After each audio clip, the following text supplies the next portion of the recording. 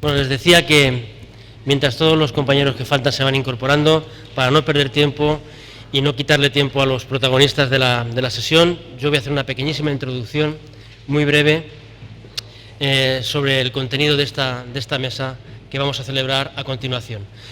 Podríamos decir que es como la segunda parte, el complemento, más que segunda parte, de la excelente mesa redonda a la que pudimos asistir ayer sobre el amparo en España, que impartieron la profesora María José Majano, Adriana Travé, bueno, el amparo en Europa, no en España, porque también participó la profesora Marta Jasinka, que también nos dio una excelente visión del amparo en Polonia y Chequia. Bueno, pues hoy nos van a hablar los ponentes que me acompañan en la mesa de temas relacionados con el amparo en América. Son todos ellos sobradamente conocidos y por lo tanto no voy a perder mucho tiempo porque es densa la sesión y si yo les quito tiempo pues ya seríamos extremadamente injustos y vamos a intentar solamente ser algo injustos al pedirles que su intervención se ajuste a un tiempo aproximado a los 20 minutos para que luego después ustedes tengan ocasión de poder preguntarles. 20-25 minutos a lo sumo. Pues bien, en primer lugar va a intervenir en el orden que tenemos en el programa don Víctor Orozco, que además es doctor en Derecho Constitucional por esta propia facultad, por esta Universidad de Castilla-La Mancha, es un experto en las cuestiones relacionadas con el amparo, entre otras muchas cosas. Entre algunas obras suyas pues tiene la fuerza normativa de la Constitución frente a las normas preconstitucionales, o laicidad y libertad de religión, para que veamos un poco la cantidad de temas que ha afrontado a lo largo de su vida académica. Tienen ustedes el currículum más desarrollado en la página web y a él me remito. Actualmente desempeña sus funciones como juez de lo contencioso administrativo en Costa Rica. Por lo tanto, le doy la bienvenida.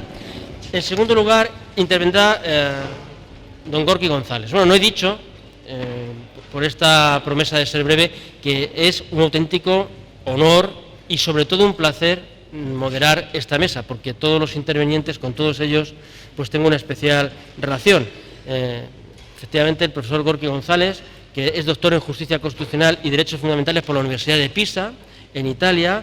También tienen ustedes un amplísimo resumen de su currículum en la página web, con cantidad de publicaciones sobre este tema y sobre otras muchas cuestiones.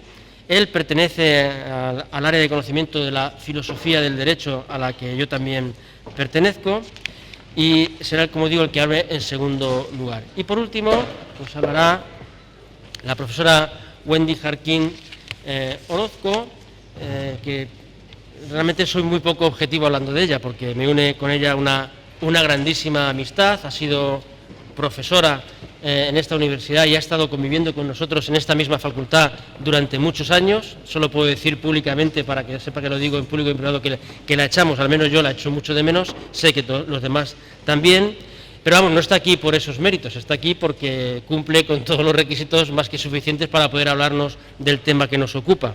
Es doctora también en Derecho por la Universidad de Castilla-La Mancha, ha sido letrada en la Sala de lo Constitucional de la Corte Suprema de Justicia de Nicaragua.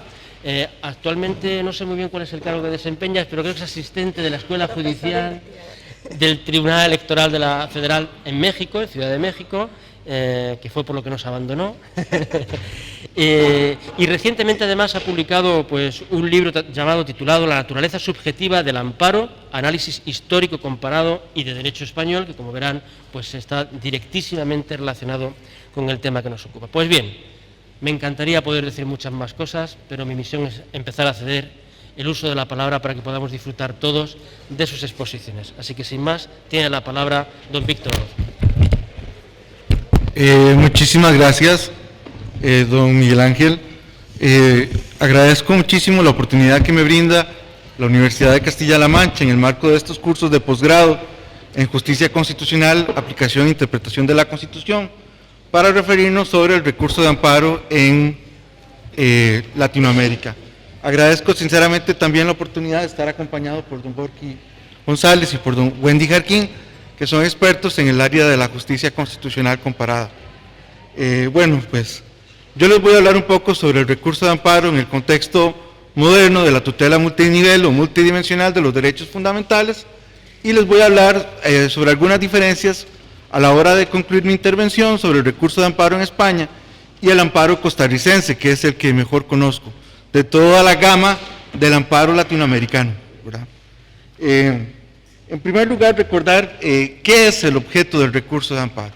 Pues bien, el recurso de amparo normalmente podemos catalogarlo como un proceso, bueno, en Costa Rica particularmente de naturaleza sumaria, previsto para la tutela de los derechos fundamentales, ¿verdad? Es decir, de aquellos derechos que son proclamados en las constituciones y que son susceptibles de tutela jurídica, ¿verdad? Estos derechos fundamentales que también pueden ser conocidos materialmente como derechos humanos, que son los derechos que, de acuerdo con una visión natural, son anteriores y superiores al Estado en la medida en que proceden de la propia dignidad del ser humano. Pues bien, eso es el recurso de amparo, un proceso sumario diseñado para la tutela de los derechos. En cuanto al origen, recordemos que el amparo fue elaborado en la Constitución yucateca de 1841, de hecho es un orgullo del constitucionalismo mexicano hablar sobre el recurso de amparo, y de allí se extendió con distintas variantes por los diversos ordenamientos. Además, el profesor Lucio Pegoraro, constitucionalista italiano, experto en el ámbito del derecho comparado, ha dicho que el recurso de amparo, bueno, que hay un instituto similar que fue proclamado en las constituciones de Baden y Baviera en 1818, y de ahí se extendió por los países de lengua germana, particularmente en la Constitución de Weimar de 1919 y en la Constitución austriaca de 1920, y luego fue retomado por la Ley Fundamental de la República Federal Alemana como la queja constitucional, ¿verdad? El Verfassungsbeschwerde o Beschwerde en los países de lengua alemana. Pues bien, si hablamos ahora del recurso de amparo, me parece a mí que tenemos que catalogarlo en el marco de la tutela multinivel o multidimensional de los derechos, en cuya virtud hay distintos ámbitos o niveles de protección de los derechos humanos, ¿verdad? Multidimensional o multinivel. Sobre el tema, por ejemplo, el profesor Roberto Toniati de la Universidad de Trento prefiere el término multidimensional, porque el término multinivel de repente hace referencia a una visión de jerarquía que es ausente a la forma en que se relacionan estos ámbitos de tutela o de protección de los derechos. Estos ámbitos de tutela o de protección de los derechos los podemos hallar concretamente en lo que tiene que ver, en primer lugar, con el derecho comunitario, ¿verdad? Aquello, recordemos que nació tras la Segunda Guerra Mundial como un acuerdo entre 6 y 7 países para la explotación del acero y del carbón.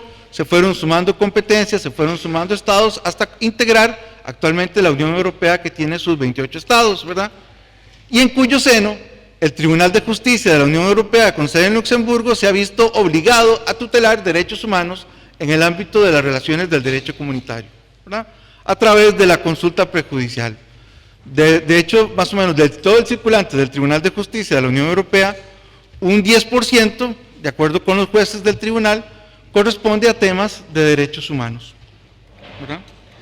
Recordemos cómo, por ejemplo, el Tribunal Constitucional Federal Alemán y la Corte de Constitucionalidad Italiana, en la década de los 70 llamaron la atención sobre la ausencia o el vacío que se producía en el derecho comunitario en cuanto a la tutela de los derechos humanos. Y entonces tenemos esta famosa sentencia Solange del Tribunal Constitucional Federal Alemán, que significa mientras en alemán, en donde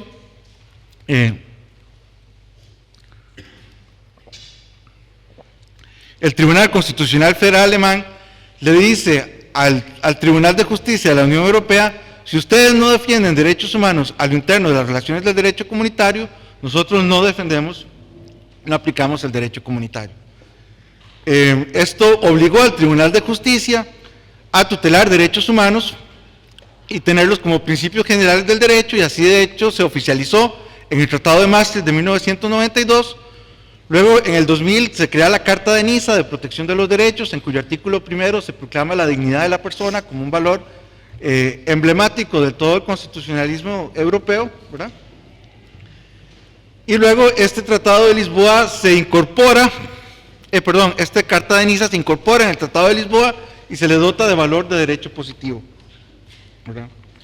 se le dota de valor de derecho positivo. Luego tenemos otro nivel de protección de derechos humanos en el ámbito del derecho internacional público, en el ámbito del derecho internacional de los derechos humanos, y vemos cómo surge el Sistema Universal de Protección de los Derechos Humanos, el sistema de la ONU, con un Comité de Derechos Humanos, a cuya tutela se le encomienda la salvaguardia del Pacto Internacional de Derechos Civiles y Políticos,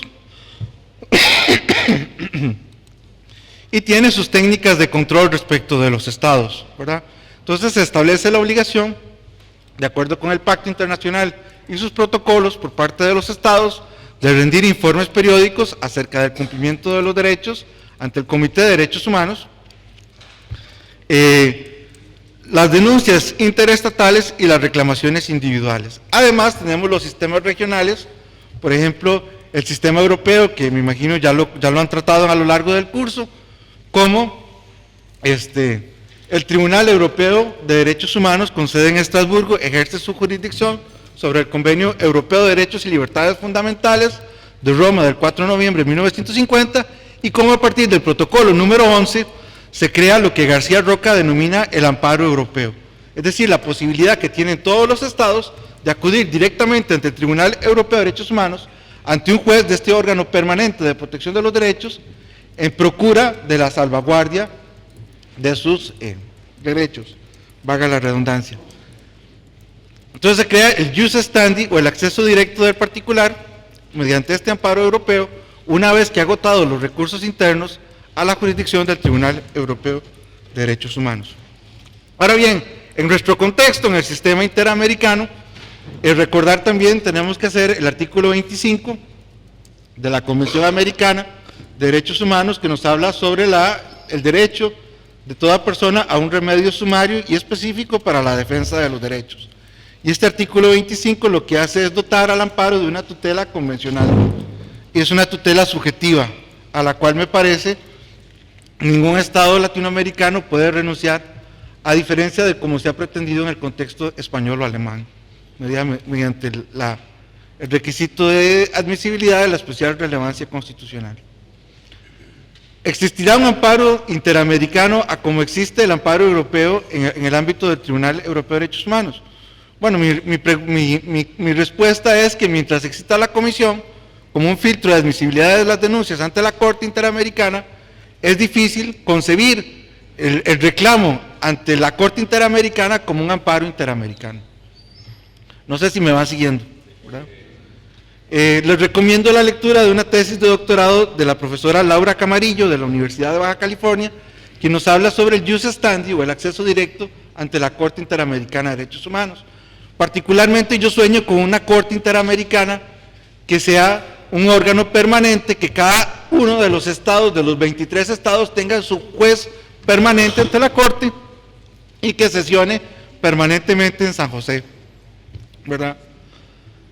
Lo que pasa aquí es que dice Ferrer MacGregor, por ejemplo, y ustedes lo han escuchado en sus entrevistas, que la Corte Interamericana siempre está en crisis, ¿verdad? Y siempre tiene que paliar y realizar sus competencias con muy pocos recursos, ¿verdad? Dado el inexistente compromiso de los estados en procurar la defensa de sus derechos humanos y de fortalecer la Corte como un mecanismo de control, ¿verdad?, a través de la aplicación efectiva de la Convención Americana sobre Derechos Humanos. Por ejemplo, en Costa Rica, recordemos que la Corte Interamericana tiene su sede en Costa Rica, y algunos procesalistas constitucionales costarricenses han dicho que la Corte Interamericana viene siendo como una quinta sala, porque de hecho, de acuerdo con el artículo 27 del convenio sede entre Costa Rica y la OEA, lo que resuelva la Corte Interamericana es completamente vinculante en el territorio costarricense. Y tenemos ejemplo de un diálogo entre las Cortes de San José, es decir, entre el Tribunal Constitucional costarricense y la Corte Interamericana, donde la Corte Interamericana ha rectificado pronunciamientos de la misma Sala Constitucional, por ejemplo, en los casos Artavia Murillo, el caso de la fecundación in vitro, o bien lo que tiene que ver con la aplicación preceptiva del matrimonio igualitario, ¿verdad?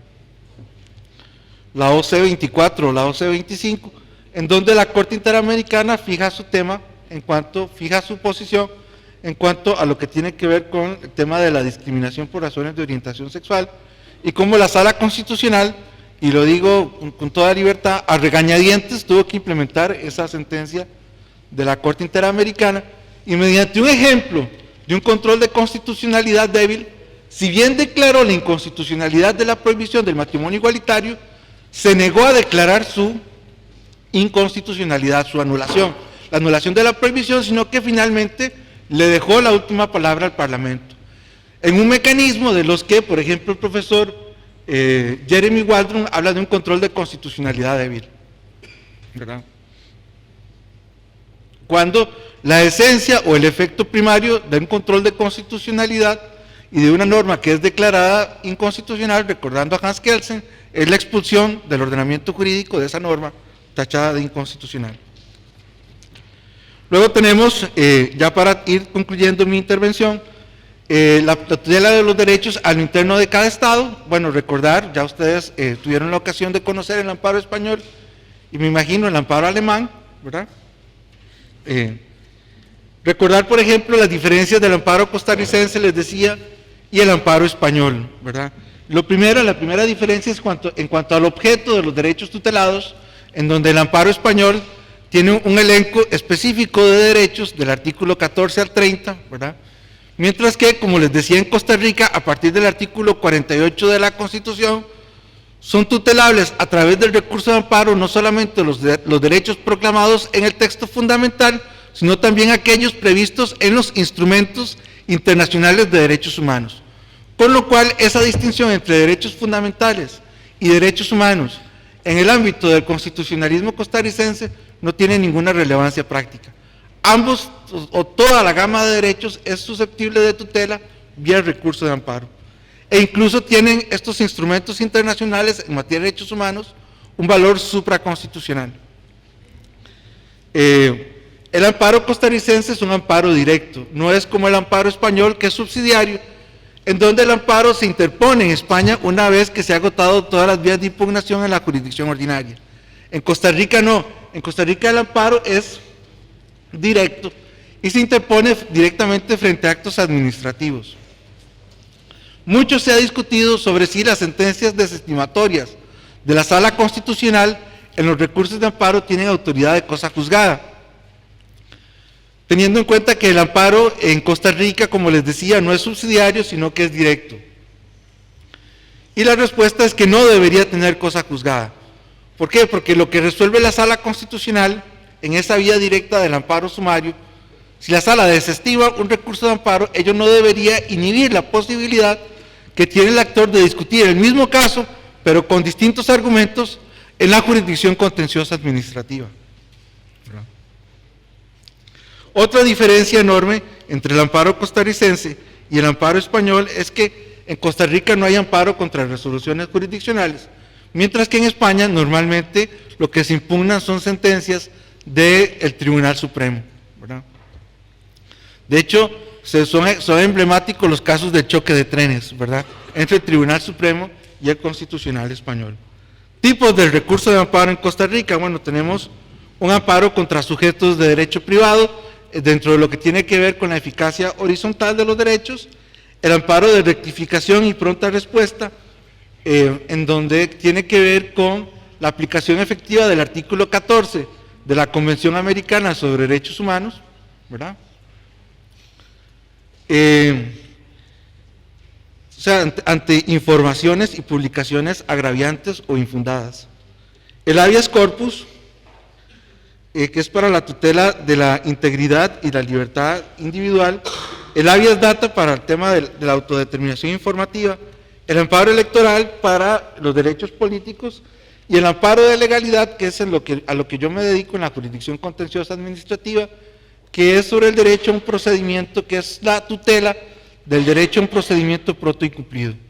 Dice Garzón Valdés en su ponencia, Dignidad, Derechos Humanos y Democracia, que forma parte de la dignidad de toda persona la posibilidad de plantear reclamos ante el Estado y que estos sean resueltos en un plazo razonable. Pues bien, a mí me toca justamente supervisar que todos los reclamos que interpongan los particulares sean resueltos en ese plazo. Agradezco sinceramente un plazo definido legalmente en el ordenamiento jurídico. Agradezco sinceramente la oportunidad que me brindan para compartir parte de mis investigaciones y mis ideas sobre estos temas que particularmente me apasionan y me interesan. Es un honor, como digo, compartir con los miembros de la mesa actualmente y estoy a su disposición por cualquier duda o aclaración. Muchas gracias.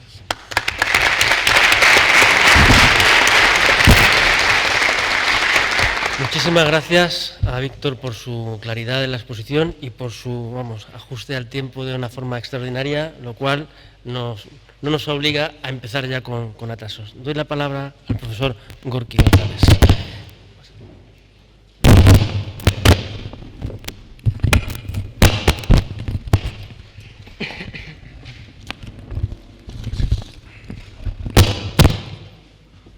Buenas tardes. También quiero expresar el agradecimiento por la invitación que nuevamente me permite estar en esta reunión que se ha convertido, diría yo, en un clásico, en un espacio fundamental para la reflexión sobre la justicia constitucional y los problemas que ésta involucra en nuestros países y en Europa también. Es un honor compartir la mesa con electos colegas. Yo les traigo más bien una perspectiva que intenta no dar cuenta del escenario normativo institucional del amparo, que me parece ha sido más bien descrito y planteado en forma brillante por el colega Orozco. Quiero más bien intentar una reflexión que vincule el problema que produce el amparo cuando se relaciona con la defensa de una institución en particular que me parece tiene notoria relevancia en América Latina. Me refiero a la consulta previa, que como saben ustedes es un instrumento de enorme importancia en algunos países más que en otros, sobre todo en los países andinos, pero me parece que suscita una reflexión a partir de la cual se pueden levantar, yo diría, consideraciones útiles también para entender el sentido o el significado que tiene el amparo en nuestros propios países. Dice Fernán Braudel que la historia es un proceso de larga duración y al interior de este proceso de larga duración el derecho es de la misma manera un proceso que se va adquiriendo evolutivamente. Diría yo que en la relación que se observa entre el amparo y la consulta previa se puede detectar fácilmente esto que decía Niklas Luhmann. Hay un proceso de adquisición evolutiva que enriquece el sentido del amparo originalmente previsto, tal como lo ha señalado también el colega Orozco. Y me parece que la ocasión es precisa para plantear esta relación a partir de un caso muy concreto que en lo particular llamó mi atención y se los voy a contar de manera muy sucinta. En marzo de este año, una corte superior, digamos, una corte de apelación en Lima, en el Perú, ubicada en una zona más bien limítrofe con Bolivia y Brasil, me refiero al departamento de Madre de Dios, decide declarar fundado un amparo interpuesto por una comunidad indígena, la comunidad Tres Islas. Esta es una comunidad particular porque está integrada por 125 familias de las etnias Shipibo, Eseje. Les cuento que en el Perú existen alrededor de 55 pueblos indígenas en la actualidad. Tenemos un total aproximado de 48 lenguas originarias y esto involucra más o menos a 4 millones de personas. Entonces es una realidad social importante y cultural, obviamente. El territorio en cuestión, ocupado por esta comunidad Tres Islas, se refiere a una vasta zona de alrededor de 32.000 hectáreas. Estamos hablando de 71.000 metros cuadrados. Bueno, Este es un caso que venía de tiempo atrás y lo que pedía la comunidad era que se dejara sin efecto, que se declarara nulo de pleno derecho un conjunto de concesiones que durante un buen tiempo se habían venido produciendo desde básicamente dos autoridades administrativas. La autoridad correspondiente del gobierno regional de esta ciudad y la autoridad encargada de solucionar las controversias hídricas. Estamos hablando de licencias para licencias y concesiones respecto de la posibilidad de explotar zonas mineras, de hacer uso de territorios con el objeto de llegar a estas zonas de explotación minera, concesiones vinculadas al uso del agua, también relacionadas con las explotaciones económicas en estas zonas mineras. Y la comunidad pedía entonces que, como estas concesiones se habían venido haciendo literalmente a espaldas de la comunidad, pues que se declararan nulas porque no se había cumplido con el requisito de la consulta previa. La consulta previa es un instrumento incorporado por el convenio, es curioso, pero es por un convenio de la OIT, el convenio 169, que sucede al convenio 107. Se suele decir que es el tránsito de una perspectiva asimilacionista o paternalista a otra que intenta más bien entender el impacto que tiene la diversidad cultural en los estados modernos, contemporáneos. Con todo, el convenio 169 de la OIT entra en vigencia en el Perú hacia el año 94, pero la ley que regula su puesta en práctica es del año 2012 o 2013. Entonces, había una inicial controversia precisamente respecto de si se podía considerar la vigencia de la consulta previa como una exigencia para que en este caso quienes solicitaban las concesiones y las licitaciones pues pudieran hacerlo con la licencia previa que implicaba la puesta en práctica de la consulta previa. O si esta, quiero decir la consulta previa, tenía sentido sí y solo sí, una vez que fue aprobada la ley que permite su implementación y bueno, hay un protocolo y todo esto. Ese es el caso. Bueno, me parece que es un escenario sumamente interesante el que se plantea con el caso porque, como decía hace un instante, el amparo se convierte en un instrumento que va mucho más allá de los, yo diría, de las premisas con las cuales se planteó la idea del amparo, incluso retrocediendo a 1917 en México o más atrás, como mencionaba el doctor Orozco. Por eso quisiera dedicarme a reflexionar sobre tres aspectos que me parece involucran el caso que les he planteado. El primero tiene que ver con una perspectiva, yo diría personal, sobre el significado que tiene el amparo en América Latina, pero a partir de una lectura crítica, no procedimental, no solo procesal. Un segundo punto en el que me interesa ver cómo la consulta previa se vincula de una manera tan importante a esta suerte de emergencia de los derechos indígenas en América Latina y el papel que el amparo viene a desempeñar en este mismo contexto. Y un tercer momento en el que quiero plantear de manera muy rápida y a modo de conclusión cuáles son los desafíos del amparo, precisamente, a propósito de la consulta previa. Bueno, yo diría que el amparo en América Latina comenzaría a preguntarme por cuáles son los rasgos de la práctica constitucional que han servido para generar la idea del amparo en los hechos. Yo diría que lo que hay que tener en cuenta fundamentalmente es que el derecho es una práctica social y que el derecho constitucional es también una práctica social más compleja y mucho más nutrida de lo que alguna versión del constitucionalismo latinoamericano ofrece.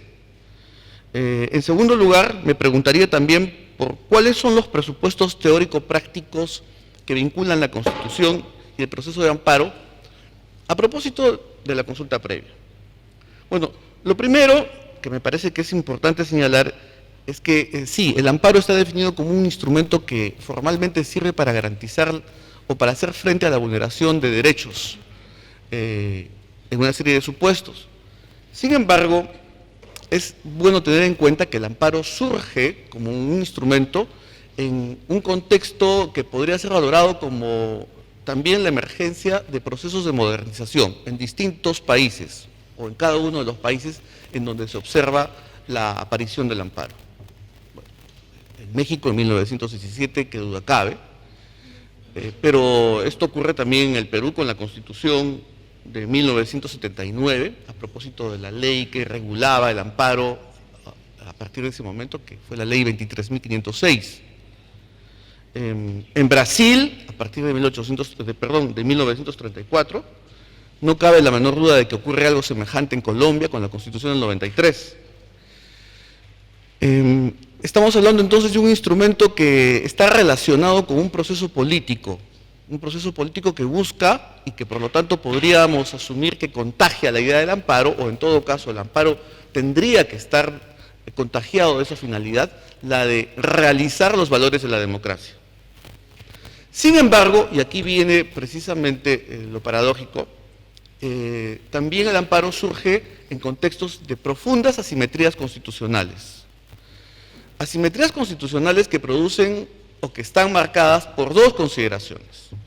El amparo tiene algo que ver sobre este particular o está vinculado necesariamente a la idea que estoy tratando de señalar. La primera es que nos encontramos con escenarios de desigualdad social, económica, estructural, muy fuertes y sostenidos en la mayor parte de nuestros países.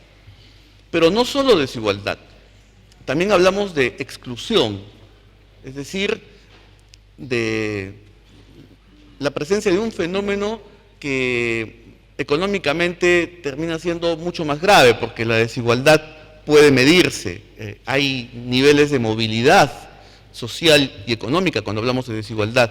Cuando hablamos de exclusión, nos referimos a un fenómeno en el cual pues, hay contingentes, conglomerados de personas que están al margen de todas las posibilidades que las democracias ofrecen.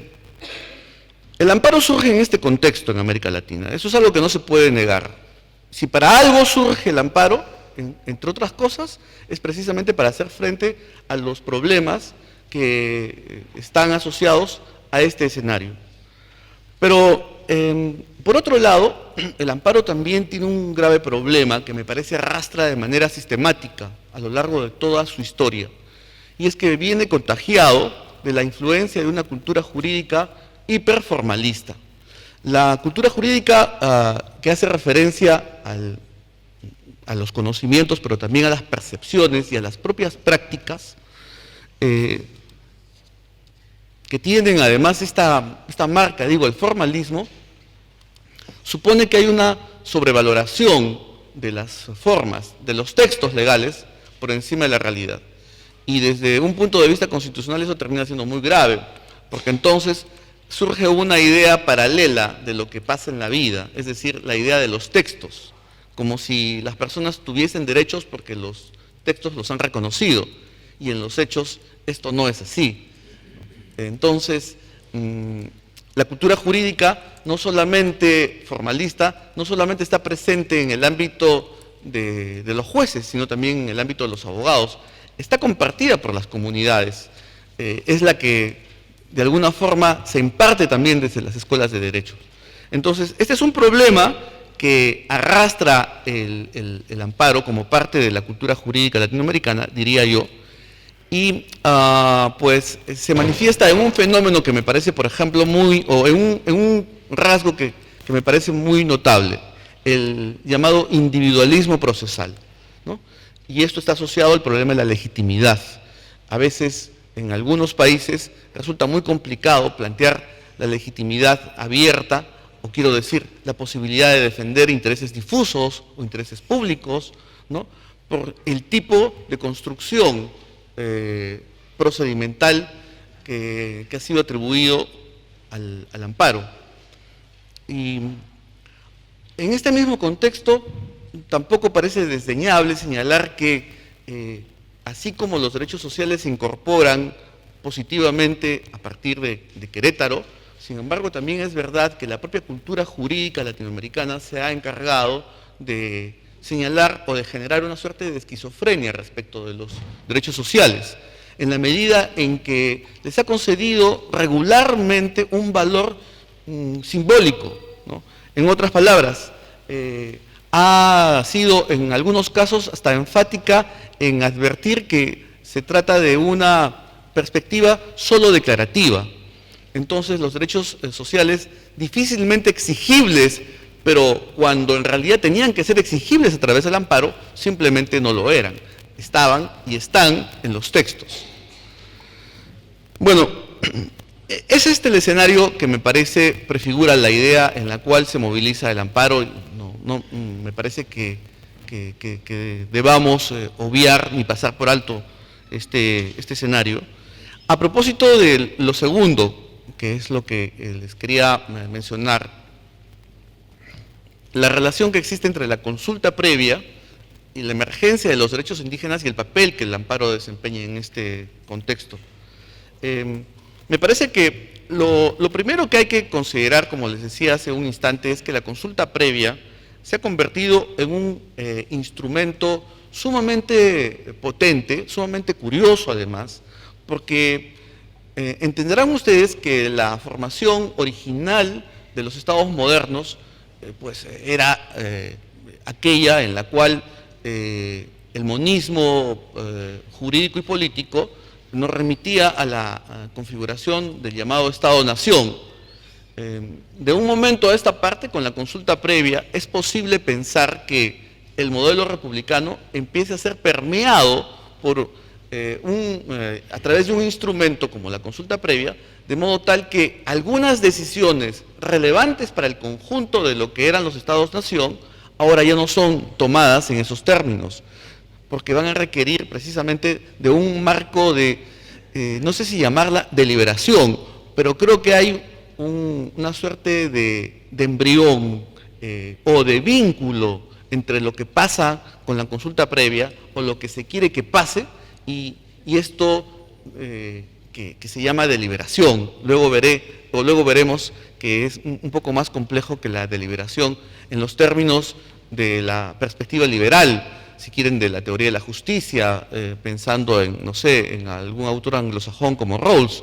Pero es curioso, reitero, porque en un modelo republicano se introduce un instrumento que permite que la gente pueda tomar decisiones sobre aspectos centrales de su vida económica, pero que terminan siendo también fundamentales para todo el país. Y por otro lado, sin embargo, y este es el riesgo que se produce también con la consulta previa, es que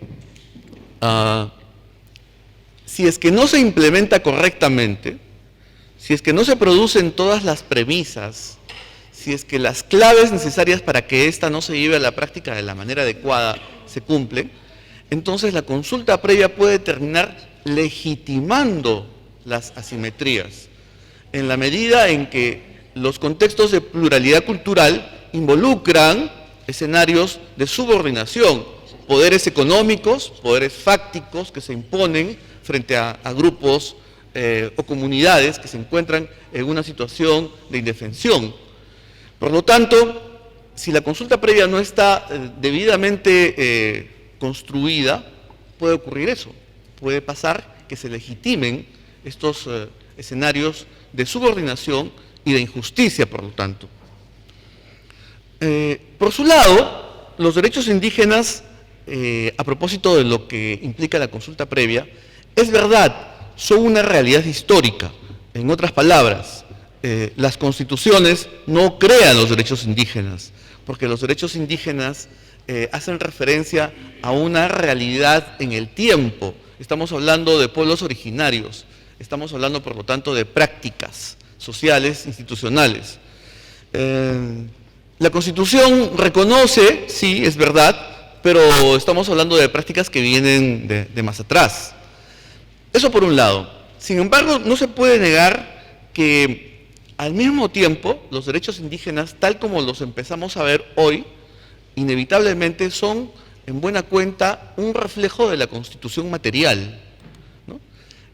Si entendemos la Constitución en los términos del profesor Haberle, la Constitución no es un papel, no es un documento, la Constitución es un espacio cultural que hace posible la realización de los derechos y libertades fundamentales. La Constitución, por lo tanto, se va logrando, ¿no? Y en esa medida, la consulta previa se convierte en un instrumento propicio para que los propios derechos indígenas se hagan visibles y logren tener una presencia influyente en el conjunto del Estado. A mí me llama poderosamente la atención cómo algunas visiones más bien eurocontinentales pueden servir para entender mejor lo que tenemos nosotros. Pero se me ocurre que el profesor Gustavo Zagrebelsky, a propósito de la importancia que tiene la Constitución en un Estado multicultural, advierte que la Constitución de la pluralidad debería ser entendida como una Constitución líquida, capaz de impregnar todos los espacios, todos los estamentos, todo su contenido, ¿no? Y dejarse impregnar al mismo tiempo por los actores e instituciones que la integran. Me parece que la consulta previa es una herramienta que está forzando, o que podría servir para forzar esta suerte de recíproca impregnación, ¿no? Entonces, voy al último punto, precisamente para cerrar, ya me faltan escasos 3 minutos. Yo diría que el amparo, en la perspectiva de lo que implica su relación con la consulta previa en el marco de la emergencia de los derechos indígenas, enfrenta algunos desafíos, ¿no? Un primer desafío claramente tiene que ver con la superación del formalismo legal en América Latina. El formalismo legal es una cosa muy nociva que pues permite generar problemas de corrupción, la falta de transparencia produce realidades paralelas que al final legitiman la violencia sobre las mujeres, sobre los niños, legitima la discriminación, ¿no? Es un problema y yo creo que el amparo, para que pueda navegar con buen viento, requiere de esta estructura cultural. Y ese es un trabajo que debemos hacer desde las universidades, que es un poco lo que nos toca a todos nosotros. Y desde nuestra propia práctica legal también. Me parece que el amparo en este sentido puede ser un instrumento que permita promover una visión crítica frente al constitucionalismo de baja intensidad. El constitucionalismo de baja intensidad, diría yo, es este que empieza a desplegarse en muchos de nuestros países como un constitucionalismo oficial, incluso en los sectores académicos más renombrados, y que se ha instalado de manera tal que pues, ha generado un tipo de reflexión oficial desvinculada de los problemas políticos, desvinculada de los problemas sociales, en general desvinculada del problema que significa la globalización económica y la relación que se produce en el contexto de la globalización económica en nuestros países entre las comunidades pobres y el gran capital que ingresa precisamente a nuestros países para explotar los recursos naturales.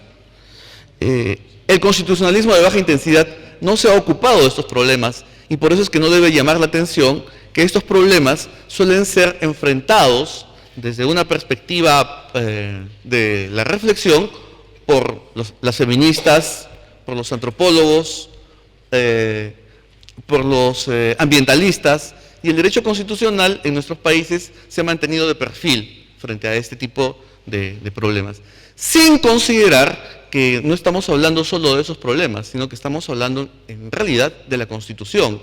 Estamos hablando de problemas que tienen que ver con la representación, con la legitimidad, con el funcionamiento de la democracia.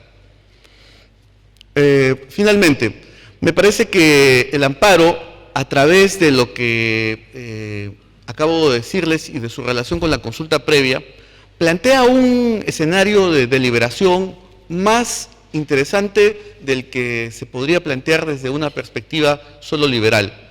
Y quiero citar aquí a Iris Marion Young, esta famosa politóloga, filósofa americana, a propósito de su también famoso texto Justicia y Política de la Diferencia, en la medida en que ella plantea la necesidad de que podamos incorporar, o mejor dicho, de que demos el tránsito del espacio o del escenario de la deliberación al escenario de la comunicación, en la medida en que es posible que, no es posible, de hecho se da, ocurre, la sobrevaloración de la deliberación racional deja de lado la presencia de sujetos y actores que están en la posibilidad de decir cosas, de dar testimonios, pero que definitivamente no comparten con una comunidad como esta, por ejemplo, los códigos como para generar un debate, en la medida en que los códigos nuestros son los del debate racional.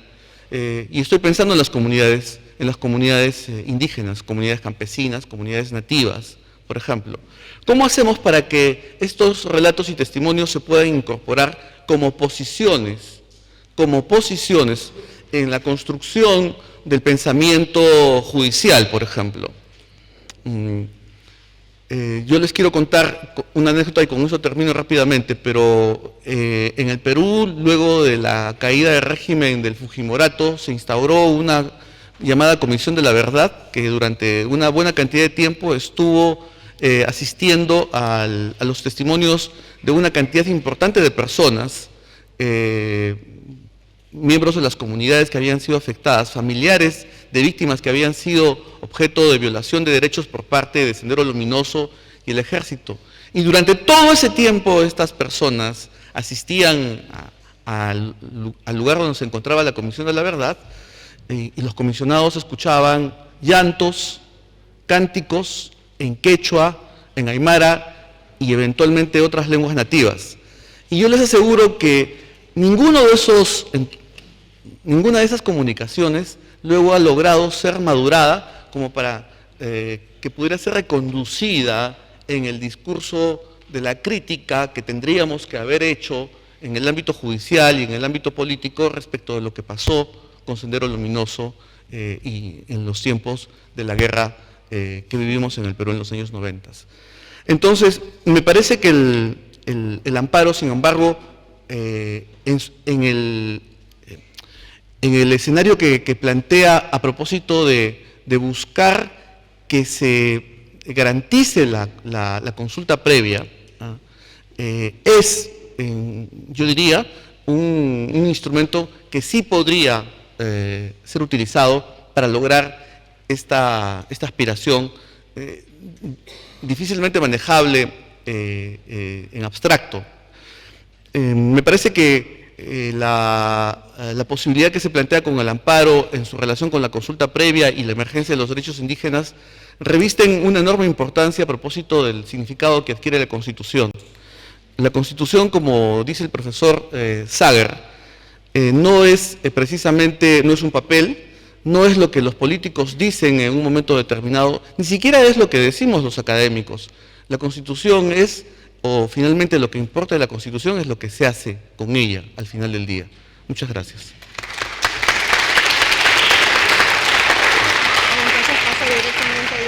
Muy bien, bueno, sin micrófono por medio casi nada. Muchísimas gracias al profesor Gorki por esta condensada visión crítica y no solamente procedimental del recurso de amparo, además en algunos aspectos muy propicia para el debate, por alguna de las afirmaciones que ha sostenido y que espero que después puedan ustedes disfrutar. Sin más, doy la palabra a la profesora Wendy Jerkin.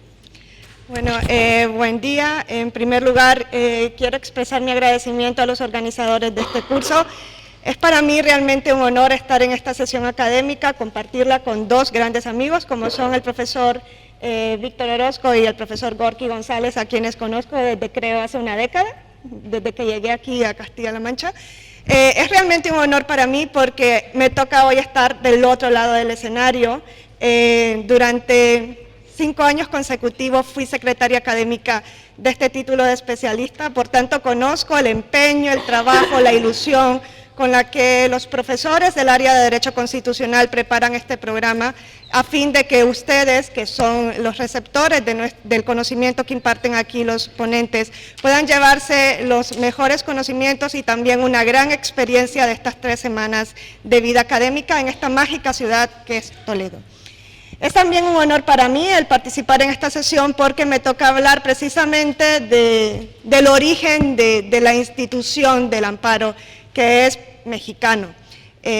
Tuve la oportunidad y el honor de realizar mi tesis doctoral sobre la naturaleza o sobre la esencia del amparo, bajo la dirección del profesor Díaz Reborio, y precisamente el amparo mexicano es omnicomprensivo y es de verdad un reto poder exponerlo en 20 minutos, por lo tanto intentaré presentar algunas pinceladas de su origen, de su esencia, de su composición, de su evolución y de las últimas reformas constitucionales que se han realizado en la materia.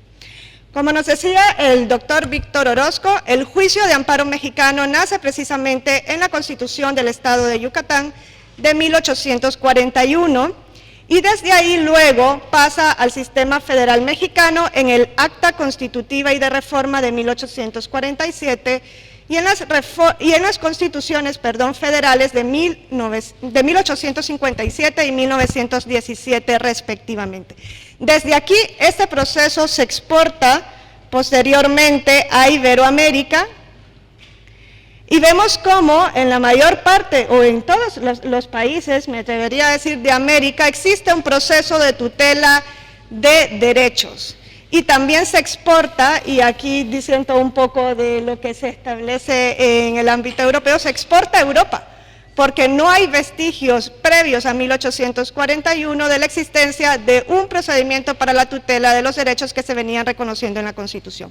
Y no solamente se exporta en este nivel, sino que se exporta también al nivel de los instrumentos internacionales de derechos humanos.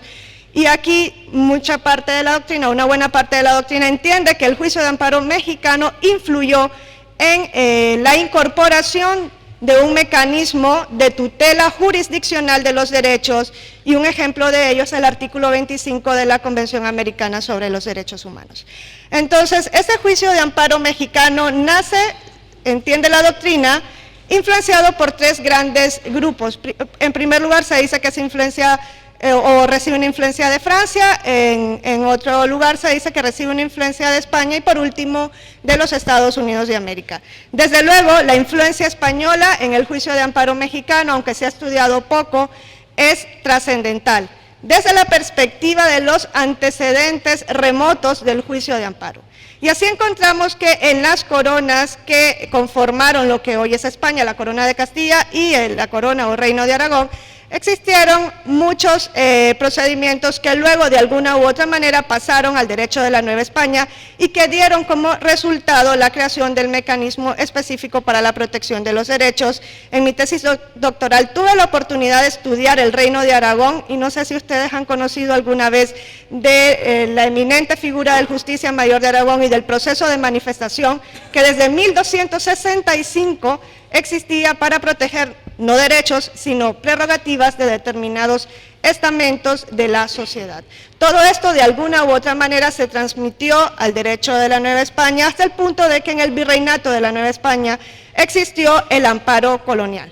Yo creo que también existen vestigios de amparo colonial en Perú, no sé, el profesor Gorky González conocerá más sobre la materia, pero lo que les quiero decir es que hubo una influencia hispánica en la creación del juicio de amparo, pero también hubo una influencia estadounidense y esta se desdobla principalmente en la influencia de la Judicial Review y de la competencia federal en materia de amparo. La Judicial Review, como todos sabemos, consiste en el principio de que todos los jueces pueden realizar el control de constitucionalidad de las leyes aplicables al caso concreto de manera incidental. De ahí que el sistema estadounidense recibe el nombre de control difuso. En este sentido, la protección de los derechos y de la Constitución corresponde a todos los jueces y únicamente por medio de recursos se llega al conocimiento de la Suprema Corte de Justicia. Precisamente bajo la influencia de la Judicial Review, el amparo en México nace como un medio de control de constitucionalidad a fin de defender el principio de supremacía de la Constitución. Pero por encima de ello, bajo la influencia de los antecedentes hispánicos, el juicio de amparo nace como un instrumento de tutela de los derechos que, habiendo sido incorporados a la ley fundamental, se encontraban inermes al no contar con un medio de protección. La Judicial Review fue conocida en México a través de la obra de Alexis de Tocqueville, La democracia en América. No obstante, cabe destacar que México no copió ni a esta ni a ninguna otra institución para crear al juicio de amparo, sino que la trasplantó, la adaptó a su realidad jurídica, que se encontraba influenciada por la tradición jurídico romano-canónica heredada de los casi 3 siglos de dominio español. Por lo que la implantación de la Judicial Review en México se tradujo en la creación de un procedimiento jurisdiccional específico, breve y sencillo para la tutela genérica de los derechos de la que carece Estados Unidos, porque sabemos que, a excepción del habeas corpus, que tutela únicamente la libertad personal, en el sistema estadounidense no existe un proceso específico para la protección de los derechos. No hay un procedimiento específico, sino que la protección de los derechos se lleva a cabo a través de la Judicial Review. Por otro lado, México, influenciado por los Estados Unidos, adoptó el régimen federal y esta doble jurisdicción local y federal, correspondiéndole a la segunda, la jurisdicción federal, conocer de todas las cuestiones constitucionales. Así, el juicio de amparo en México lo conoce el Poder Judicial de la Federación, que está integrado por la Suprema Corte de Justicia de la Nación, los tribunales colegiados de circuito, tribunales unitarios de circuito y los juzgados de distrito. Aquí abro paréntesis para decir que el artículo 94 de la Constitución también establece como parte del Poder Judicial al Tribunal Electoral del Poder Judicial de la Federación. No obstante, la materia electoral no puede ser conocida a través de amparo, por eso no tiene competencias en esta materia. Por tanto, la defensa de la Constitución vía amparo la llevan a cabo los jueces de la Federación, diferenciándose del sistema estadounidense precisamente por la existencia del juicio de amparo, que no existe en los Estados Unidos, y porque el juicio de amparo en México se lleva a cabo a través de una acción, es decir, debe existir un particular agraviado. En cambio, en Estados Unidos, la protección constitucional se lleva a cabo de manera incidental. Sin embargo, al igual que en Estados Unidos, la sentencia que se dicta en materia de juicio de amparo, incluso cuando se declara la inconstitucionalidad de una norma, tiene efectos interpartes, y esto se mantiene aún después de la reforma constitucional del año 2011 que veremos en adelante. Entonces, tras la incorporación del amparo en la Constitución Federal Mexicana de 1857, porque el amparo nace en 1841, pero en una constitución estatal. Entonces, cuando se incorpora a la Constitución Federal de 1857, anterior a la actual de 1917, el amparo quedó configurado como un proceso de tutela genérica de los derechos inexorablemente unido a la Constitución, que es el texto que los contiene. Entendemos, por tanto, que se adoptó la siguiente lógica. Los derechos del individuo están comprendidos en la Constitución. Por tanto, cuando se vulnera un derecho, se está desconociendo también el orden constitucional al incumplir el precepto constitucional que contiene a dicho derecho. En consecuencia, cuando se otorga el amparo, se actúa principalmente en defensa del derecho lesionado. El amparo persigue principalmente la defensa del individuo, y eso es a lo que llamamos finalidad subjetiva del amparo, pero de manera secundaria también se protege al texto que contiene el derecho, que en la mayor parte de los casos, pero no necesariamente, es una constitución, y a eso llamamos finalidad objetiva del amparo. Hoy día en México el amparo se ha convencionalizado y por tanto no solo se protege el texto constitucional, sino también el texto de los tratados internacionales sobre derechos humanos, porque esos derechos también están protegidos por amparo. Entonces, el juicio de amparo nace con una doble finalidad, subjetiva, objetiva. No obstante, la esencia de esta institución tiene que ser la tutela del individuo, es decir, la naturaleza subjetiva. Y una prueba de ello es que en el juicio de amparo mexicano, uno de los principios que lo rigen es que este solo procede a instancia de parte agraviada. Es indispensable, por tanto, que exista la lesión de un derecho para que exista la legitimación para recurrir en materia de amparo. Y así se demuestra de la lectura del artículo 103 de la Constitución Política de los Estados Unidos Mexicanos, esto tras la reforma del año 2011, en donde se establece que los tribunales de la Federación resolverán toda controversia que se suscite por normas generales o actos de autoridad que vulneren derechos humanos, por normas generales o actos de la autoridad federal que vulneren o restrinjan la soberanía de los estados federados o a la inversa, por normas generales o actos de autoridad de los estados federados que vulneren o restrinjan la soberanía o la competencia federal. En una primera lectura de este artículo 103 de la Constitución Política, podríamos entender que el amparo funcionaría directamente en México para conocer conflictos de competencia. Si leemos las fracciones segunda y tercera, podríamos entender que el amparo procede para conocer conflictos de competencia con independencia de que se alegue la lesión de un derecho, lo que encuadraría dentro de la tutela objetiva.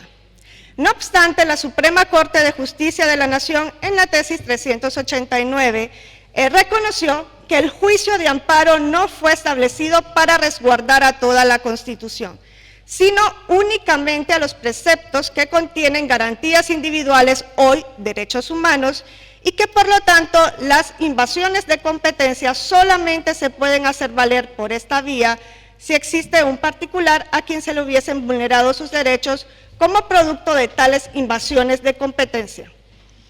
Tanto es así que en la reforma constitucional de 1994 se introdujo en México un procedimiento específico para conocer las controversias constitucionales, para conocer conflictos de competencia.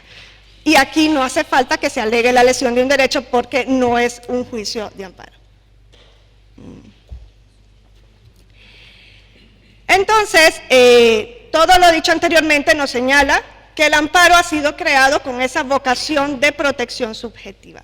No obstante, este juicio de amparo ha demostrado ser una institución de gran elasticidad, ya que casi de manera inmediata a su incorporación en la Constitución Federal, sufrió una de las mayores transformaciones al permitir su procedencia frente a resoluciones judiciales por la inexacta aplicación de la ley.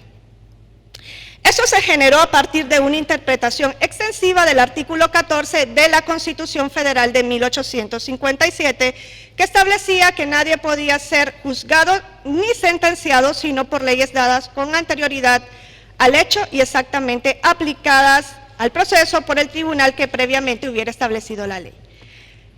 Este artículo 14 estaba contenido dentro del capítulo de las garantías individuales o derechos constitucionales, por tanto se entendió que existía un derecho constitucional a la exacta aplicación de la ley y esto dio lugar a que el amparo se hipertrofiara y que además de conocer vulneraciones de derechos, por su medio se pudiese revisar la exacta aplicación de la ley que hiciesen los órganos judiciales. Esto no es otra cosa que la casación.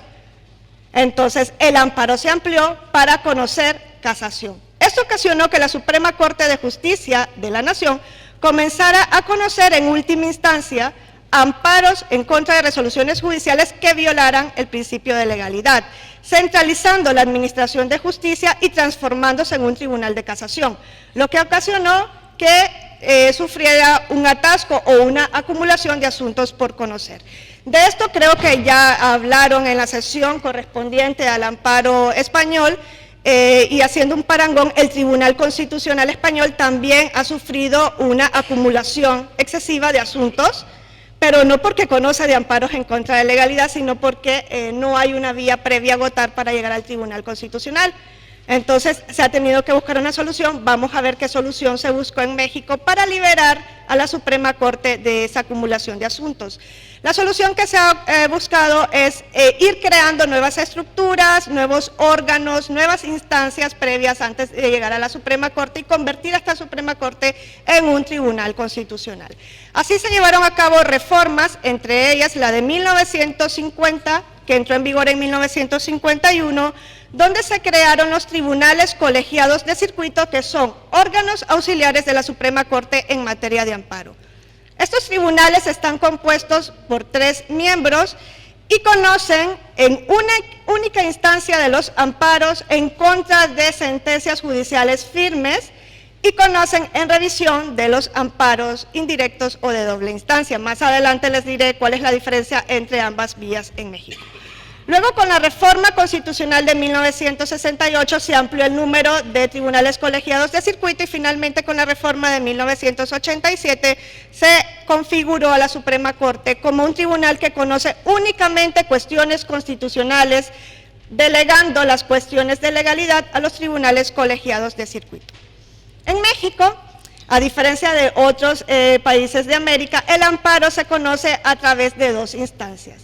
Existe por un lado ese amparo casación o amparo en contra de sentencias, resoluciones o laudos judiciales firmes, y esto lo conocen los tribunales colegiados de circuito en única instancia. Generalmente las resoluciones que dictan los tribunales colegiados de circuito adquieren el carácter de cosa juzgada.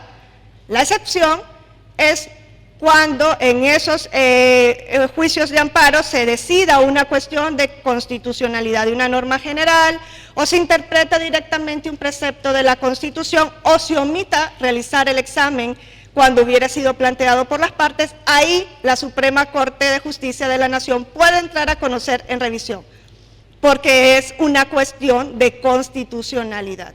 Si no se plantea ninguna cuestión de constitucionalidad, entonces conoce únicamente el Tribunal Colegiado de Circuito.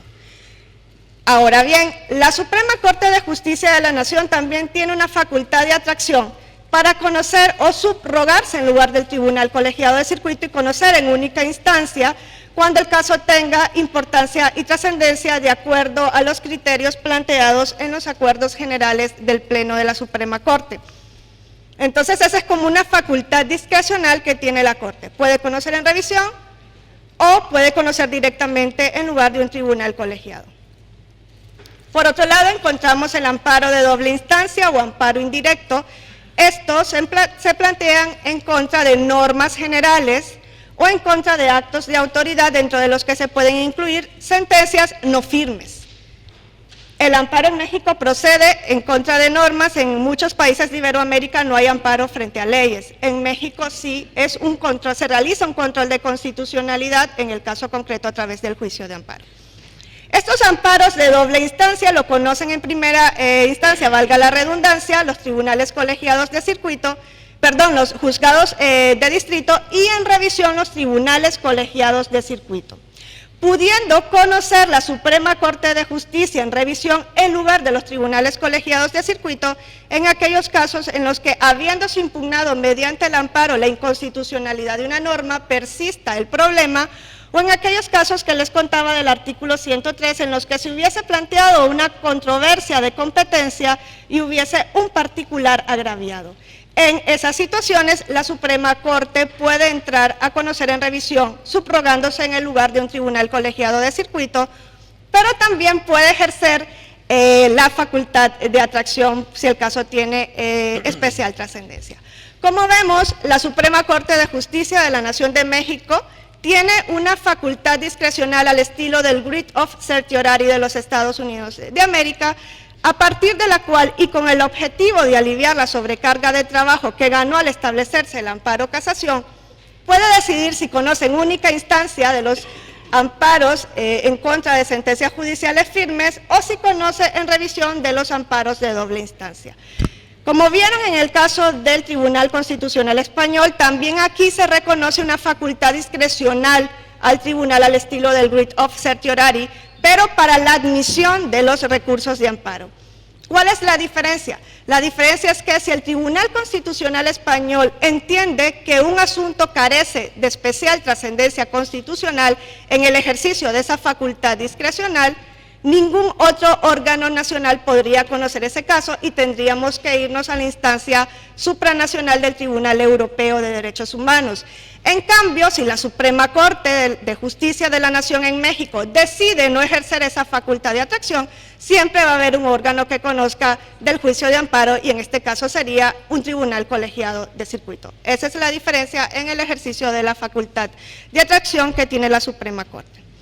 Ya para finalizar, decirles que en el año 2011 entró en vigor una importante reforma en materia de amparo que se tradujo en una redimensión de este juicio. Y dentro de los puntos a destacar encontramos, por un lado, la ampliación del objeto de tutela del juicio de amparo. Hoy día en México, a través del juicio de amparo, yo lo llamo un amparo convencionalizado, no solamente se protegen los derechos constitucionales, sino también los derechos reconocidos en tratados internacionales sobre derechos humanos suscritos por el país. No obstante, esta redimensión del objeto de tutela del amparo no es nada nuevo, porque esto ya existe en Costa Rica, como bien nos decía el doctor Víctor Orozco, desde la reforma constitucional de 1989, donde se incorporó en el artículo 48 la posibilidad de tutelar no solo derechos constitucionales, sino que en Costa Rica van más allá. Se protegen los derechos reconocidos en los instrumentos internacionales sobre derechos humanos vigentes en ese país. Es decir, que la protección es más amplia que la mexicana, que solamente se circunscribe a tratados internacionales sobre derechos humanos, por lo cual se dejan fuera la tutela de algunos instrumentos como la Declaración Internacional de Derechos, la Declaración Universal de Derechos Humanos, perdón. Además, a partir de esta reforma del año 2011 se cambió la denominación con la que se conocen a los derechos constitucionales, que antes se llamaban garantías individuales, en un término poco técnico, porque garantía es un instrumento de protección, no el derecho en sí. Hoy día se llaman derechos humanos. También se introdujo el concepto de interés jurídico, de interés legítimo en lugar de interés jurídico, lo que abrió la posibilidad para interponer amparos en defensa de intereses difusos o colectivos. Y por último me quiero detener en el caso de los efectos de las sentencias en materia de amparo. A partir de esta reforma se ha discutido si se mantiene o no el efecto de la relatividad de las sentencias de amparo. Como les decía, el amparo recibió una influencia de la Judicial Review. Si recordamos, en la Judicial Review de los Estados Unidos, cuando se declara la inconstitucionalidad de una norma aplicable al caso, los efectos, a diferencia del sistema de justicia constitucional concentrado, son interpartes. Solamente se inaplica la ley o la parte de la ley inconstitucional para el caso concreto.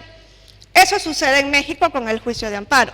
Si se declara la inconstitucionalidad de una norma en todo o en parte, solamente se inaplica para el caso concreto, lo que crea efectos negativos, porque entonces esa norma sigue aplicándose para futuros casos.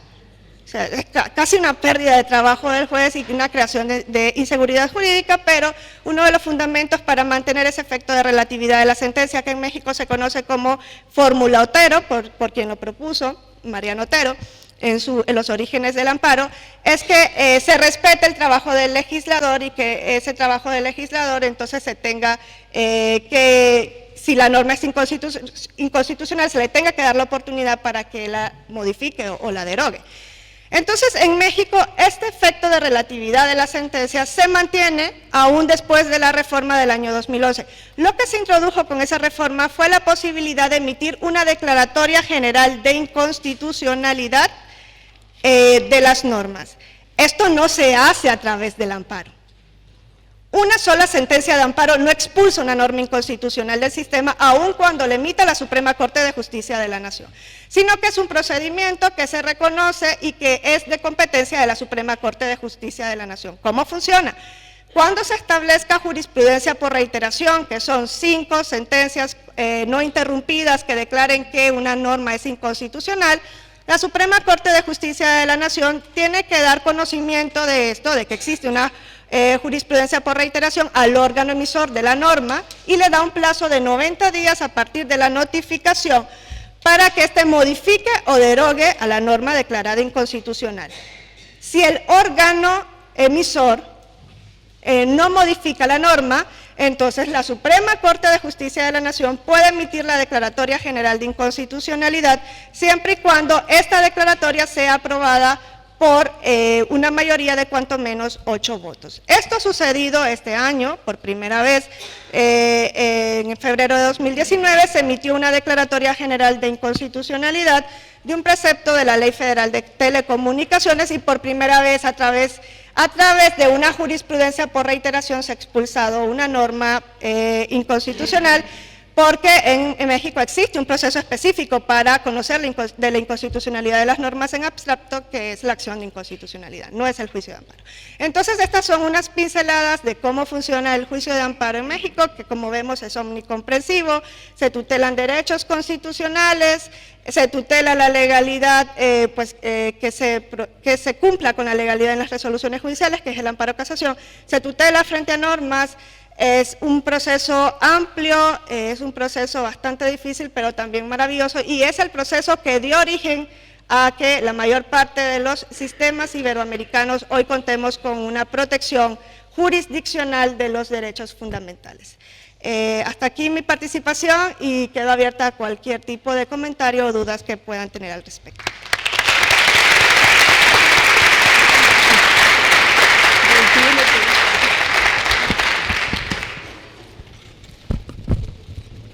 Muchísimas gracias a la profesora Wendy. Como verán, lo que les decía al principio no era fruto del cariño que le tengo, sino hacía justicia a los méritos objetivos más que sobrados que tenía después de escucharla. Bueno, pues sin más dilación pasamos a que ustedes formulen las preguntas que consideren oportunas, así que por favor, como ya es regla habitual, vayan bajando y vayan tomando la palabra.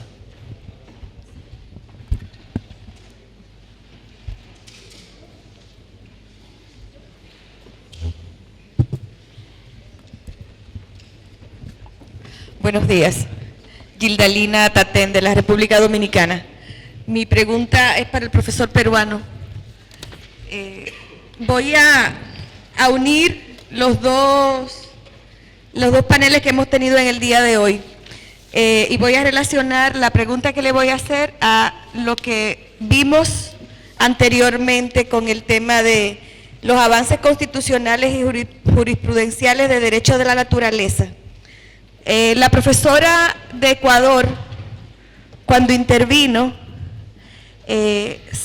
mostró una situación de preocupación con relación a la construcción de este nuevo derecho con las genealogías indígenas y lo que los derechos de la naturaleza está significando para comunidades indígenas que están siendo demandadas por comportamientos ancestrales, por ejemplo, caza de aves que están en peligro de extinción y ese tipo de cuestiones. Y que parecería, por lo que ella dijo, que en esas demandas no se está considerando por qué esas aves están en peligro de extinción, sino simplemente condenando la conducta ancestral.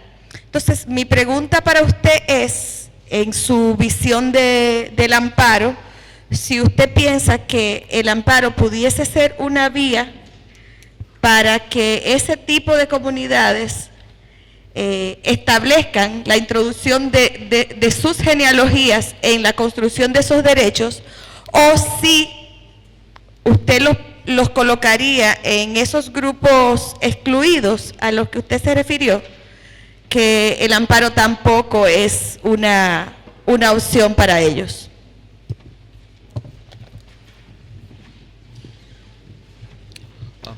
Sí. ¿Contesto? Bueno, muchas gracias por su pregunta. De verdad es muy interesante y muy compleja, pero intentaré ser breve. La verdad que no estaba preparado para enfrentar una consideración a propósito de los llamados derechos de la naturaleza. Así que,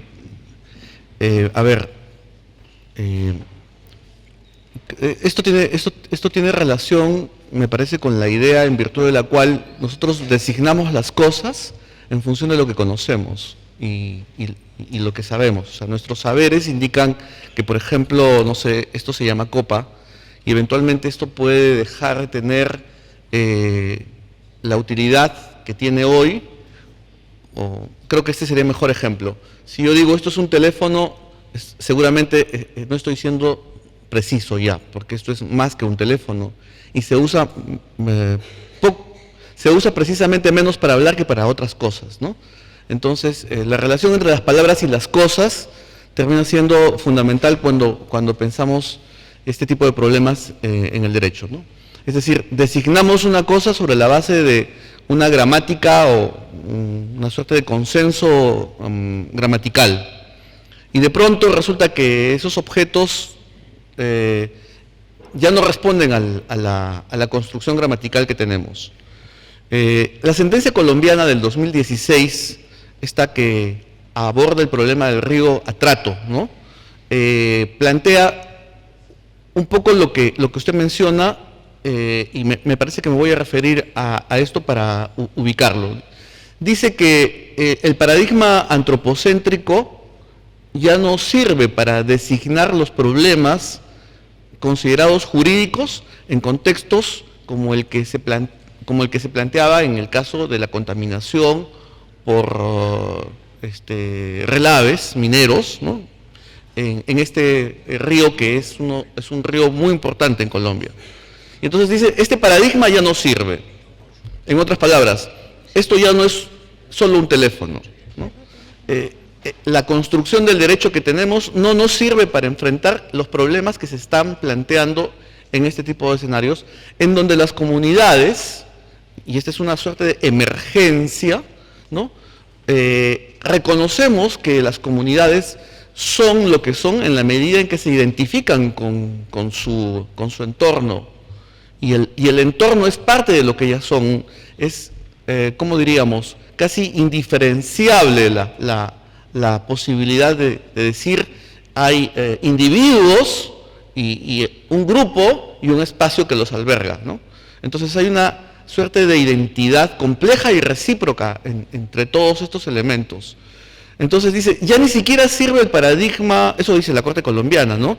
Ni siquiera sirve el paradigma biocéntrico, porque en todavía la vida funciona en términos del hombre, del ser humano.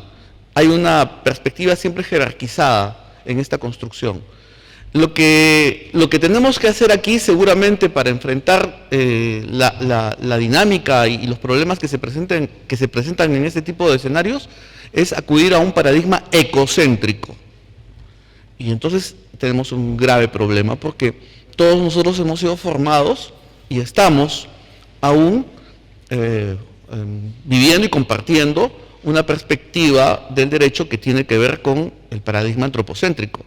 La noción sujeto de derecho, por ejemplo, que gira en torno a la idea de un ser humano. Hace un momento se decía, los derechos humanos son inherentes y pertenecen al hombre por el solo hecho de serlo. Probablemente, ¿no? Pero ya vemos que eso no necesariamente es así, que podría no ser así. Entonces, yo decía que el amparo, yendo a su pregunta, a propósito de la consulta previa, en el caso que yo les comentaba, generó una situación muy interesante, y es que dijo, sí, son nulos de pleno derecho, todas estas concesiones son nulas, todas esas son nulas, pero el Estado, las entidades del Estado que habían producido esas concesiones, salen y dicen, pero ¿cómo van a ser nulas si no había una ley que regulase la consulta previa cuando se dieron las concesiones? Y entonces el juez y la sala responde y dice, es que no había necesidad de una ley, porque el convenio 169 ya había sido incorporado en el ordenamiento jurídico peruano. Es decir, el Perú se había adherido al convenio. No estaba regulado, sí, pero estaba el reconocimiento institucional de esta posibilidad, ¿no? del instrumento que termina siendo clave para entender lo que significa también la idea de comunidad. Porque no puede haber una comunidad en la que no se le consulte sobre aquello que le interesa, en la medida en que precisamente cuando se piensa en comunidad se piensa, entre otras cosas, en la idea de la autonomía comunal respecto de su plan de vida, de las decisiones que tienen que ver con el uso de su territorio, del agua, en suma. Sí, me parece que el amparo podría evolucionar al punto de generar un escenario en el cual se puedan discutir este tipo de problemas, sabiendo que si los discutimos, de esa manera estamos ingresando eventualmente a un espacio en el que los argumentos racionales serán solo una parte del debate, porque habrá que escuchar las consideraciones que vienen de las comunidades que seguramente no responden al estándar argumentativo que una comunidad como la nuestra le exigiría a una contraparte en un litigio, ¿no? Por ahí va la... Gracias. A propósito de su pregunta, yo quisiera recordar aquí los aportes de Boaventura de Sousa dos Santos y las epistemologías del sur, ¿verdad? Y cómo todas estas circunstancias, todas estas cuestiones indígenas, sus usos, sus prácticas y sus costumbres generan derechos y que deben ser reconocidos por los estados, ¿verdad? Y aplicados por los estados. Ahora bien, efectivamente, como decía el profesor González, desde una perspectiva antropocéntrica y teniendo en cuenta la visión y naturalista de los derechos, estos son inherentes a todo ser humano viviente, ¿verdad? Y así, por ejemplo, en esta lectura que les decía de Garzón Valdés, que a mí cada vez que la leo me genera nuevas inquietudes: dignidad, derechos humanos y democracia. La idea de la dignidad como centro y base para el ejercicio de los derechos humanos, en su visión clásica, tiene un origen definitivamente antropocéntrico, ¿verdad? Y bajo esa teoría, me parece a mí, sería difícil concebir, ¿verdad? Puedo estar equivocado, desde luego, y me lo pueden advertir, pero desde esa teoría de Garzón Valdés, como la dignidad como base para el ejercicio de los derechos humanos, antropocéntrico, me parece a mí, no es conciliable, por ejemplo, con los derechos del río, ¿verdad? Desde luego. Y me parece a mí, tal vez una extralimitación, por ejemplo, defender vía recurso de amparo, ¿verdad?, los derechos de la naturaleza, ¿verdad? No es que no tengan protección del ordenamiento, ojo, no es que no tengan protección, todos los seres humanos tenemos derecho a un medio ambiente sano y ecológicamente equilibrado, ¿verdad? Bueno, los derechos, y los indígenas son personas, son seres humanos, tienen sus derechos, ¿verdad? Y en razón de estas epistemologías del sur, por ejemplo, la consulta previa y todo lo demás, el convenio 169 de la OIT, es susceptible de tutela en Costa Rica vía recurso de amparo, porque el recurso de amparo en Costa Rica es una realidad, ¿verdad? Y se pueden defender todos los derechos, cualquier ser humano viviente tiene derecho a tutelar sus derechos vía recurso de amparo, ¿verdad? Entonces, me parece a mí que desde esta visión clásica antropocéntrica tal vez no sea admisible hablar sobre derechos de la naturaleza, pero me parece que efectivamente es una cuestión que tiene que ver solo con las palabras, porque al fin de cuentas la protección viene siendo la misma, ¿me explico? Porque a través del derecho de todo ser humano a un medio ambiente sano y ecológicamente equilibrado, también se logra la protección del ambiente y del río y de la naturaleza como bienes que son trascendentales para nosotros, ¿me explico? Cuando hablábamos, y esto para finalizar, cuando hablábamos del amparo, diferentes tipos de amparo, les hablaba del derecho de rectificación o respuesta, ¿verdad?, frente a informaciones y publicaciones que salen en los medios de comunicación. Pues qué difícil es defenderse ahora cuando son en redes sociales y te atacan por la vía anónima, ¿verdad?, de manera cobarde, y por la vía espuria de manera, ¿cómo se llama?, cobarde, ¿verdad? No sé, eventualmente sería bueno la posibilidad de recibir, digamos, esto es como, antes hablando un poco sobre derecho comunitario, se decía que el Tribunal Constitucional Federal Alemán es un perro que ladra y no muerde, ¿verdad?, con respecto al derecho comunitario. Pues bien, esa es la cuestión que parece a veces se encuentra uno en estas situaciones, ¿verdad? Sin posibilidad de defensa, porque uno no sabe contra quién hay que defenderse. Muchas gracias. Muy bien, muchas gracias. Buenas tardes. Mi pregunta es para el doctor Gorky en relación a la consulta previa.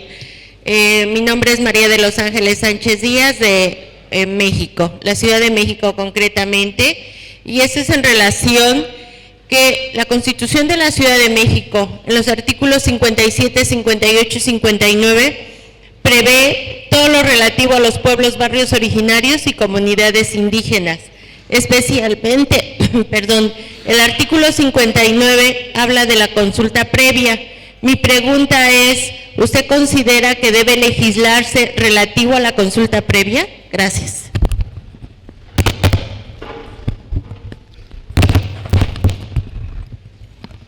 La pregunta es si se debe regular bueno, la idea es que la consulta previa pueda ser un instrumento en efecto práctico, que pueda ser realizable, ¿no? En la medida en que no existan las vías que lo hagan accesible, que permitan la información necesaria para que la comunidad se entere de qué es lo que qué se le va a consultar, por qué se le está consultando, que no existan informes, por ejemplo, técnicos medioambientales, que hayan sido hechos por personas calificadas, personas que guarden terceridad respecto de los conflictos en cuestión. Me parece que todos estos elementos deberían formar parte de una legislación que haga posible que las comunidades, al momento de que sean consultadas, pues tengan las herramientas para saber que el resultado de su opinión va a servir, en efecto, para dar una respuesta proporcional y razonable al caso que se le está consultando, ¿no? Quería, sin embargo, aprovechar su pregunta para terminar un elemento que estuvo presente en la pregunta anterior de la colega dominicana, ¿verdad? Y es, daría la impresión que en el contexto de la aparición de los derechos de la naturaleza se estaría planteando una tensión entre estos y los derechos indígenas, ¿no? Es lo que usted mencionaba, ¿no? Es decir, desde una perspectiva occidental, protegemos los derechos de la naturaleza y al hacerlo, eventualmente, podríamos llegar al punto de incluso criminalizar ciertas conductas en el contexto de las comunidades indígenas. ¿Eso es posible? Me parece que sí, que eso puede ocurrir. Entonces, por eso es tan importante que podamos generar este tipo de espacios, como decía, el de la consulta previa es uno, ¿no?, que permite la posibilidad de que las partes participen con lo que tienen, es decir, con su voz, y donde no se sobrevalore el discurso racional ni los argumentos típicamente liberales o racionales, porque de lo contrario entonces no hemos entendido y no hemos aprendido nada. Si estamos reconociendo la importancia de los derechos indígenas, no es porque los hemos positivizado, es porque es una realidad histórica, inevitable, que forma parte precisamente de la configuración del modelo democrático de los estados constitucionales en nuestros países, ¿no? Es así como tiene que ser, y esa es la manera como tenemos que enfrentar el problema. Lo otro, y con esto cierro la idea, a propósito de lo bien señalado por el doctor Orozco, una posibilidad en efecto es que los derechos fundamentales giren en torno a la noción de dignidad, y que asumamos que hay una visión justnaturalista que está en el fondo de los mismos. Pero esa es una posibilidad. A mí me parece que una manera de describir de manera más realista y crítica el sentido de los derechos fundamentales es más bien dejando de lado esa posibilidad. Yo no creo que haya algo que sea inherente a nada. Yo creo que los derechos, como decíamos hace un instante, son una práctica social, por lo tanto son una creación cultural. Los derechos no le corresponden al ser humano por razones que tienen que ver con el ser humano. Son una creación de la cultura y son el resultado de convenciones que se han ido estructurando y se seguirán estructurando y reestructurando con el tiempo, ¿no? Y obedecen fundamentalmente a la necesidad de satisfacer necesidades básicas, ¿no?, que pueden ser disímiles y variables dependiendo de las realidades y los tiempos también, ¿no? Gracias.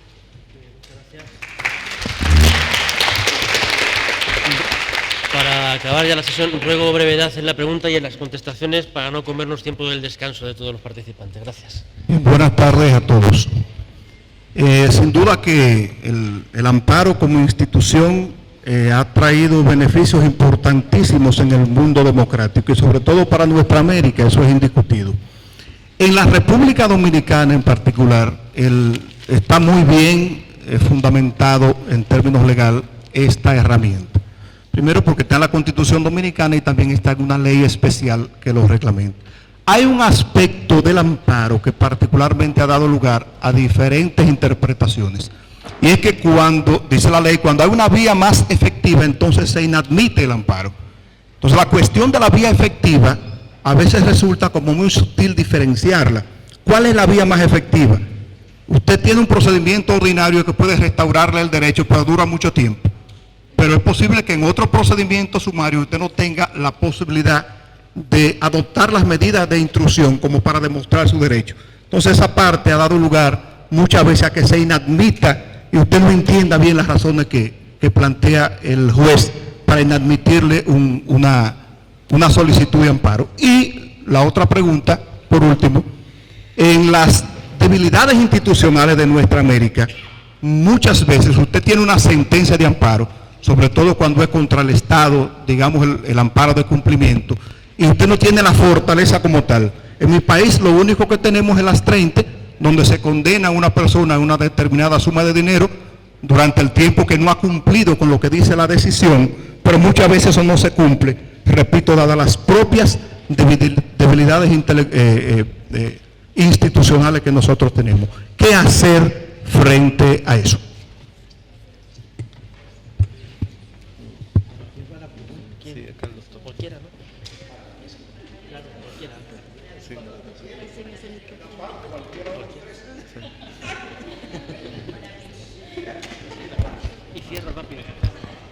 Bueno, sí, yo no soy especialista en el derecho dominicano, ¿verdad? Me parece que usted viene de República Dominicana.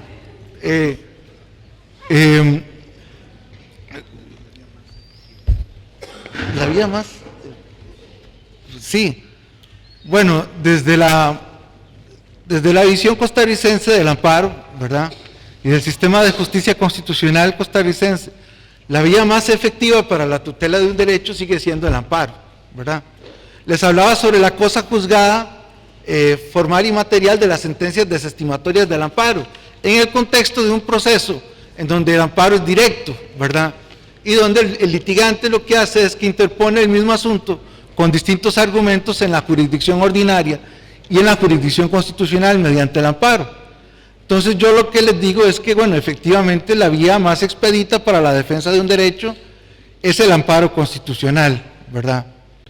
Sin embargo, si esa tutela no se produce, porque una cosa son los argumentos de constitucionalidad y otra los de legalidad, y porque en Costa Rica no hay un amparo a la estricta aplicación de la ley, nada obsta que frente a un recurso de amparo que se declare sin lugar, todo pueda ser discutido en el contexto de una amplitud probatoria, ¿verdad?, en el marco de un derecho de defensa en una vía de amparo, ¿verdad?, en el contexto de un proceso ordinario, ¿verdad?, con amplitud probatoria, donde lógicamente todas las partes tienen derecho a ofrecer su material probatorio, sus argumentos de descargo, ¿verdad?, y sus elementos de prueba, ¿verdad?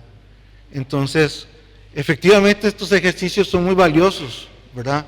Y mucha gente puede, bueno, agradezco mucho su pregunta y estoy a su entera disposición.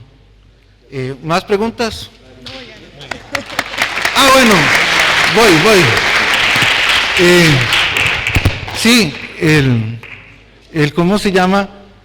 Todas las sentencias estimatorias de amparo son ejecutables en la vía contenciosa, ¿verdad? Se produce una condena en daños y perjuicios, ¿verdad? Y le toca ya al juez de ejecución vigilar, bueno, a la propia sala, vigilar el cumplimiento de sus decisiones, ¿verdad? Muy bien, muchas gracias. Pues